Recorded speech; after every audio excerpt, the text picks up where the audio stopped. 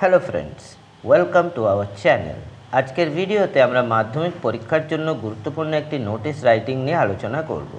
প্রাকৃতিক দুর্যোগে বিপর্যস্ত ব্যক্তিদের সাহায্যের জন্য নোটিশ রাইটিং নিয়ে আলোচনা করা হবে একটি মাত্র ফরম্যাটের সাহায্যে। ফরম্যাটটি হলো এই রকম: খাতার ঠিক মাঝখানে স্কুলের নাম, তার নিচে স্কুলের ঠিকানা এবং তার নিচে ক্যাপিটাল লেটারে নোটিশ লিখতে হবে। তার নিচে ব্র্যাকেটে হেল্প লিখতে হবে। এবার নিচের লাইনে ডান দিকে যেদিন নোটিশটা দেওয়া হচ্ছে সেই দিনের তারিখ লিখতে হবে। এবার লিখতে হবে মূল নোটিশটি। All the students are aware of the fact that a dash has caused great damage to life and property in জায়গার নাম।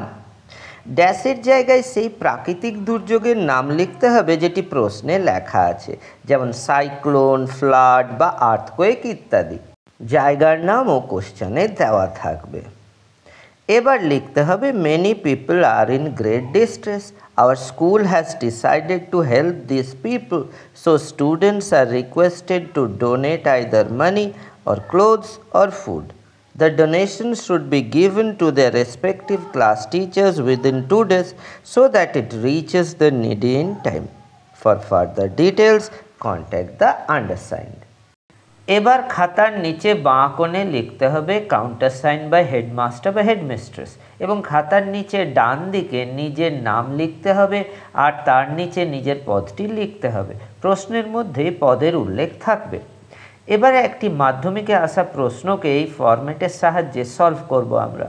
প্রশ্নটি হলো, suppose you are the captain of your school, write a notice in about 100 words for the students of your school requesting them to donate money and other essential items for the earthquake victims of Nepal. ধরে নাও তুমি তোমার স্কুলের captain. স্কুলের ছাত্রদের উদ্দেশ্যে একটি notice লিখে তাদের কাছ থেকে নেপালের ভূমিকম্প পীড়িতদের জন্য দান হিসেবে টাকা ও প্রয়োজনীয় জিনিসের আবেদন করো। ফরম্যাট অনুযায়ী আমাদের শুধু প্রথম ড্যাশে আর্থকোয়েক লিখতে হবে, কারণ নোটিশটি আর্থকোয়েক পীড়িতদের সাহায্যের জন্য লিখতে হবে, এবং জায়গার নামে হবে নেপাল, কারণ ভূমিকম্পটি নেপালে হয়েছে। আর পদের জায়গায় লিখতে হবে স্কুল ক্যাপ্টেন, যেটির উল্লেখ প্রশ্নে দেওয়া হয়েছে। বাকি ছকটি যেমন আছে তেমন লিখে দিতে হবে। ব্যাস, কাজ শেষ। আজ এই পর্যন্তই। পরের ভিডিওতে আবার দেখা হবে। ভিডিওটি ভালো লাগলে লাইক, শেয়ার ও কমেন্ট করে দাও ও চ্যানেলটি সাবস্ক্রাইব করে দাও।